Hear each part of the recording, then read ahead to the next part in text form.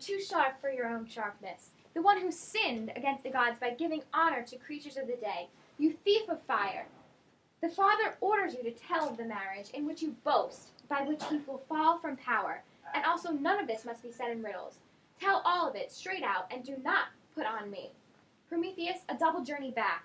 You are aware, Zeus is not softened by people as you are.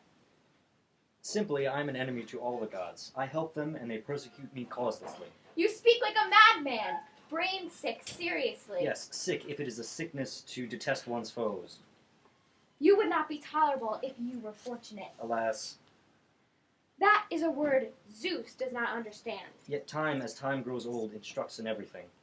Yet you do not know how to behave wisely. If I did, I would not have spoken to you, you lackey. It seems you will say nothing of what the Father wants. I am his debtor, and would like to pay him back. So then you laugh at me as I was a child? Yes, are you not a child, and still more foolish than a child, if you expect to hear of anything from me? There is no shame and no kind of device by which Zeus can induce me ever to reveal these things, until he loosens these despiteful chains of mine.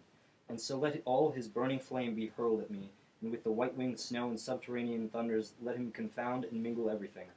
None of all this will bend me so that I will tell by whom he is bound to be thrown from his dictatorship. Now look, does this seem likely to be helpful? It has been looked to and decided long ago. You fool, have the courage, in the end, have courage to frame your thought correctly, to present ills. Your soothing words beat on me vainly like a wave. Let it not come into your head that I shall fear ever the will of Zeus, and have a woman's mind, and be a suppliant to him I greatly hate, with womanish upturnings of the hands that he might loose from me these chains. I am wholly different. It seems that speaking, I should speak a lot in vain. You are neither soft at all nor melted by my prayers, but taking the bit between your teeth like a colt, not broken in.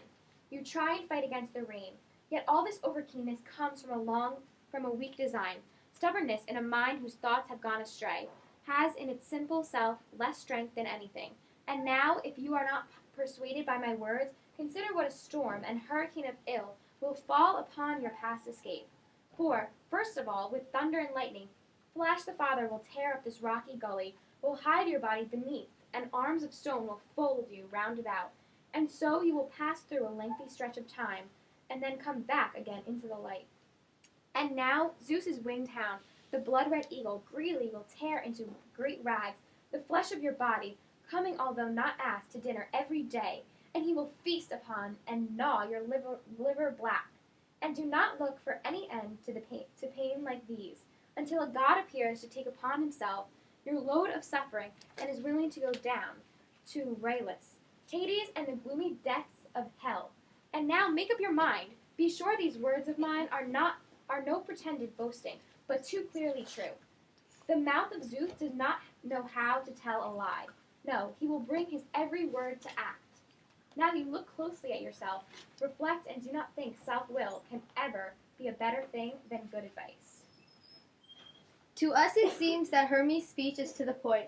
What he commends to you is to relax from your self-will and seek the wisdom that's in good advice. Do as he says, since wrong is shameful in the wise. I tell you, I know this news that he cries to me, nor is there any shame in the suffering an enemy feels at the hands of his enemies. Therefore, on me now, let the double-edged curling of fire be loosed. Let air rage in anger with thunder and roaring of savage winds. Let a blast blow to make earth's depths totter down to their roots. In ungentle surge let it heap together waves of the sea in a mass in the paths of heavenly stars. Let it raise my body high, and in whirlwind of strong compulsion hurl it down into hell. Zeus cannot in any way put me to death. What is this but to listen to madmen's words and devices? This man's prayer is no different from raving. He cannot relax from his frenzy. You then, at least, who has sympathized with him in his suffering, take yourselves elsewhere, away from this place. See that your wits are not driven crazy by the terrible roaring of thunder. Say something else, or give me advice that is able to move me. You cannot suppose I can endure this wild word you've spoken. How can you urge me to follow the coward's way? With him I am willing to suffer what must be, since I have learned to hate all traitors. There exists no disease that I loathe more than that one. Well, then remember what I tell you, and do not, when you are chased by destruction, find fault with fortune. Do not ever say that Zeus has thrown you to suffering unforeseen.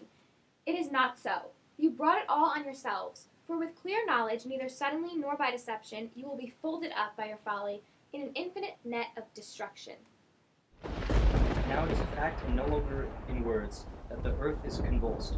Out of the deep and the roaring of thunder rolls past, and the flickering fire of the lightning flashes out, and the whirlwinds roll up the dust, and the blasts of all the storms leap at each other, declaring a war of the winds, and the air and the sea are confounded. These most clearly as strokes from Zeus coming upon me to cause me fear. O my glorious mother, O heaven, with circle of light that is common to everyone, you see me and see this injustice.